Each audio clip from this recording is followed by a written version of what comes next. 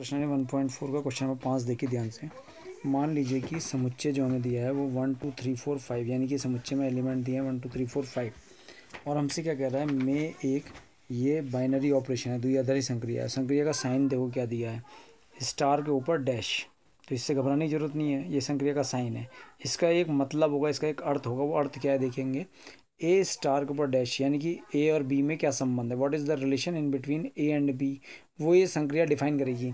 क्या कह रहा है, ए तथा बी का HCF हाईएस्ट कॉमन फैक्टर महत्तम समापवर्तक, ठीक है।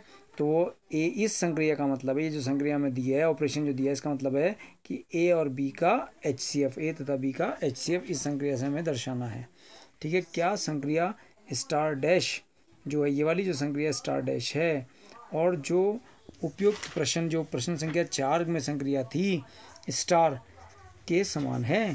तो देखिए हम इसको सॉल्व करके देखते हैं पहले कैसे होता है। तो सबसे पहले तो हम यहाँ पर अपनी संक्रिया लिखेंगे। तो संक्रिया हमारी क्या है, स्टार डैश, और फिर हॉरिजॉन्टल 1 2 3 4 5 जो सेट के एलिमेंट्स है 1 2 3 4 और 5। फिर वर्टिकल लिख लेंगे इनको, तो 1 2 3 4 5 वर्टिकल लिखा, हॉरिजॉन्टल लिखा और संक्रिया लिखी।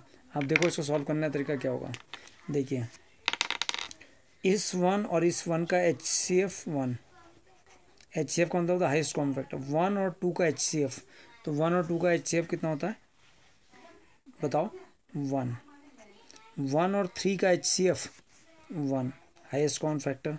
1 और 4 का HCF 1 और 1 और 5 का HCF 1। इस 1 का और इस 5 का HCF 1। अब देखो कैसे निकालते हैं। 1 और 5 का देखते हैं, 1 का फैक्टर 1 ही होता है, 5 के फैक्टर क्या होते हैं 1 इंटू 5। तो दोनों में कॉमन फैक्टर क्या है 1, तो इसलिए इसका HCF 1 हो गया।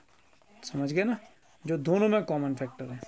अब 2 की बारी, 2 और 1 का HCF हाईएस्ट कॉमन फैक्टर 1, 2 और 2 का HCF 2, 2 और 2 का HCF 2 कैसे हुआ, 2 के फैक्टर क्या होते हैं 1 इंटू 2, दूसरा भी 2 ही है, 2 का फैक्टर 1 इंटू 2। तो यहाँ पर 1 भी कॉमन और 2 भी कॉमन, तो HCF क्या हो गया इसका, ये तो आपको अच्छे से आता ही होगा, 1 इंटू 2 बराबर 2, ठीक है। अब 2 और 3 का HCF, तो 2 और 3 में कितना कॉमन होता है 1, ठीक है। कैसे, फिर समझा देता हूँ। 2 का फैक्टर 1 इंटू 2, 3 का फैक्टर 1 इंटू 3, कॉमन फैक्टर 1, तो इसलिए HCF 1। क्लियर। अब 2 और 4 का फैक्टराइजेशन, तो 2 और 4 का HCF, तो 2 और 4 का HCF कितना होता है 2। कैसे, 2 का फैक्टर 1 इंटू 2, 4 का factor 1 into 2 into 2, 2 into 2 into 1। तो एक तो ये हो गया फैक्टर और एक कॉमन फैक्टर ये हो गया। तो कॉमन फैक्टर क्या है 2 और 1, 2 1 जा 2, इसलिए 2 और 4 का फैक्टर 2, 2 और 5 का कॉमन फैक्टर 1, 3 और 1 का कॉमन फैक्टर 1, 3 और 2 का कॉमन फैक्टर 1, 3 और 3 का कॉमन फैक्टर 3, यानी कि HCF 3 और 4 का कॉमन फैक्टर 1, 3 और 5 का कॉमन फैक्टर 1। क्लियर हो गया बात। 4 और 1 का कॉमन फैक्टर 1, 4 और 2 का कॉमन फैक्टर कितना होगा 2, ठीक है। 4 और 2 का 2 का भी करा था हमने, 2 और 4 का 2 ही आया था।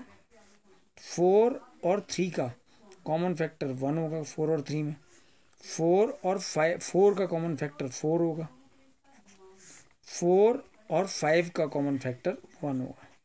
कैसे, 4 का फैक्टर क्या होगा 1 इंटू 2 इंटू 2, 5 का कॉमन फैक्टर 1 इंटू 5, 1 को 5 के ये फैक्टर होते हैं, इनमें कॉमन फैक्टर क्या है 1 ही तो है, तो इसलिए इसका HCF कितना होगा 4 और 5 का 1 होगा। क्लियर। 5 कह रही 5 और 1 का, 5 और 1 का कॉमन फैक्टर 1, 5 और 2 का कॉमन फैक्टर 1, 5 और 3 का कॉमन फैक्टर 1, 5 और 4 का कॉमन फैक्टर 1, 5 और 5 का कॉमन फैक्टर 5। तो ये इसकी संक्रिया सारणी बन गई है, यानी कि जो कॉमन फैक्टर होगा वही इसका HCF होता है। अब हमसे ये क्या कहता है कि ये जो संक्रिया ये वाली है स्टार डैश और स्टार संक्रिया जो क्वेश्चन नंबर 4 में थी, क्या ये दोनों एक जैसी हैं?